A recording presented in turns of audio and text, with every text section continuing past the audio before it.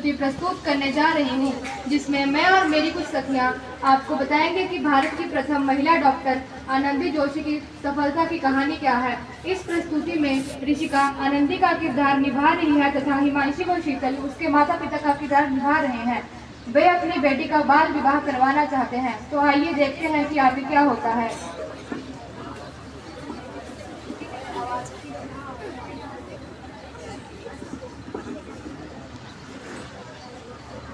आप इतने परेशान क्यों दिखाई देते हो जी?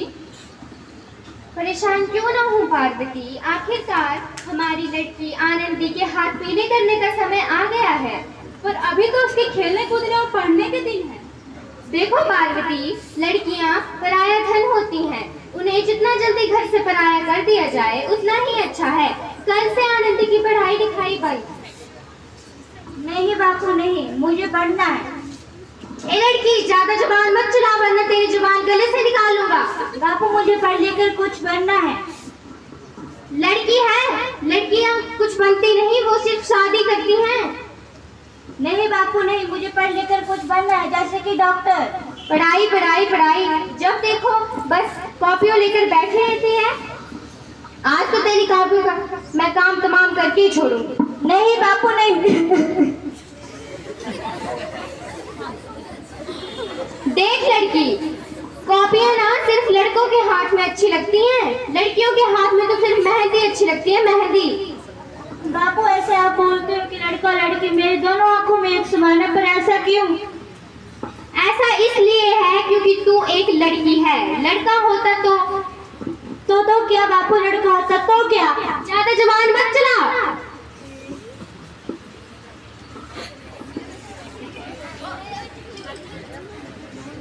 अबला नारी है तुम्हारी यह कहानी, अबला नारी है तुम्हारी यह कहानी। आंचल में है ममता और आंखों में है पानी। मुझे माफ कर दे बेटी, मुझे माफ कर दे। तेरी बापू की जिद के आगे मेरी एक न चलेगी। मुझे माफ कर दे बेटी, मुझे माफ कर दे।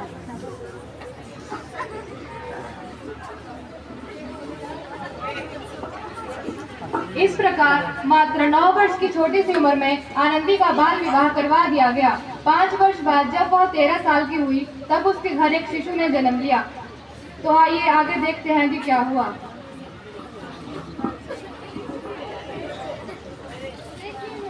ना इसे क्या हो गया? क्या हुआ इसे? अरे इसका माथा तो आग की तरह तप रहा है और इसे तेज बुखार भी है। अरे आप बिना कुछ भी बोलते हैं। माधव, माधव जी बोलिए। जल्दी से जाओ, वैद्य जी को बुला के लेके आओ। जी अभी बुलाता है। ये क्या कर रही हो आनंदी? भगवान के बबूते लगा रहे हो जिससे यह जल्दी ठीक हो जाएगा। बस करो आनंदी, ये सब अंधविश्वास है। अरे आप भी ना, भगवान की कृपा से इसका माथा ठंडा हो रहा है और इसका बुखार भी कम हो रहा है ना बाबू? है ना बाबू? क्या हुआ बाबू? कुछ तो बोलो बाबू, क्या हुआ बाबू? देखिए ना इसे क्या हो गया, आंखें नहीं खोलता है, क्या हुआ? आप चुप क्यों है? बोलिए तो। आनंदी, हमारा बेटा अब नहीं उठेगा। नहीं, ऐसा नहीं हो सकता। मेरा बच्चा मुझे छोड़ के नहीं जा सकता। मैं अपने बच्चे से दूर नहीं होने दूंगी, नहीं होने दूंगी। बस करो आनंदी, बंद करो अपना ये पागलपन। भगवान ने मेरे बच्चे को छीन लिया। भगवान ने नहीं, तुम्हारी अशिक्षा और तुम्हारे अंधविश्वास ने तुम्हारा बच्चा छीना है। अगर तुम पढ़ी लिखी होती तो आज हमारा शिशु जिंदा होता, और तुम अनपढ़ थी, अनपढ़ ही रहोगी। नहीं, मैं अनपढ़ नहीं हूँ, मैं आगे पढ़ाई करूंगी। मैं नहीं चाहती मेरी तरह कोई और आनंदी अपना बच्चा खो दे। शाबाश आनंदी, और यही तुम्हारे अपराध का प्रायश्चित होगा।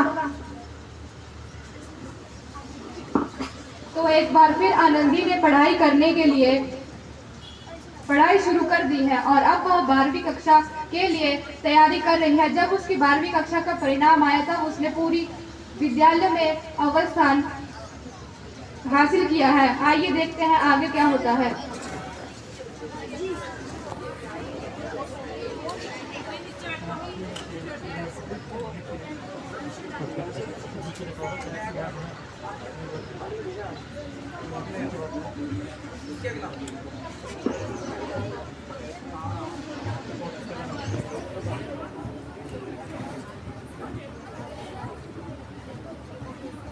विद्यालय में अव्वल स्थान आने के बाद उसे आगे पढ़ाई करने के लिए अमेरिका जाने का मौका मिला।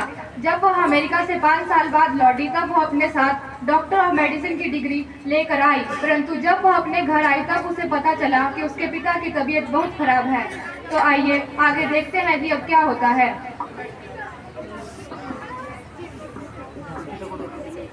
आप ऐसे क्यों बैठे हैं? आपको क्या हुआ?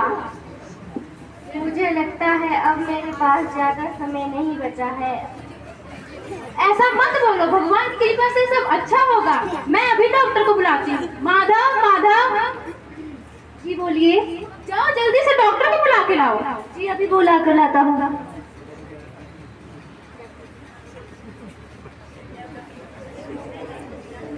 क्या हुआ आपको? क्या हुआ?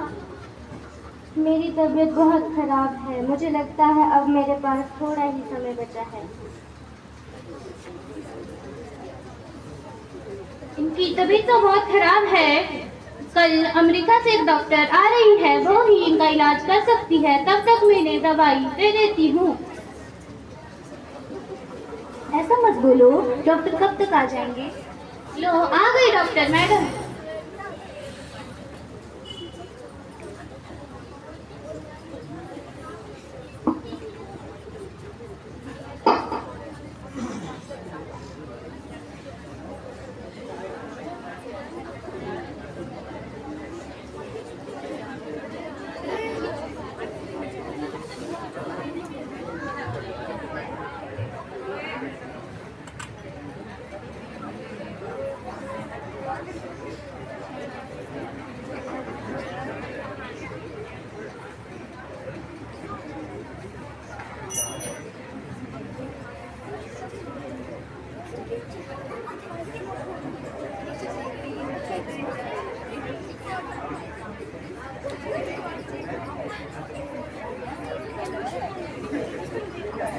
ये अब बिल्कुल ठीक हो जाएंगी।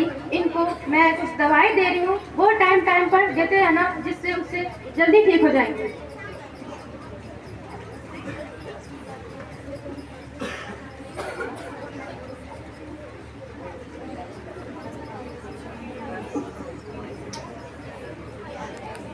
ये लो मालिक दवाई।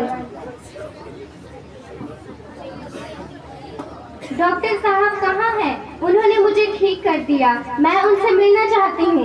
कहाँ है डॉक्टर साहब? डॉक्टर साहब नहीं, डॉक्टर मैडम बोलिए। Doctor madam. क्या? कहाँ है डॉक्टर मैडम?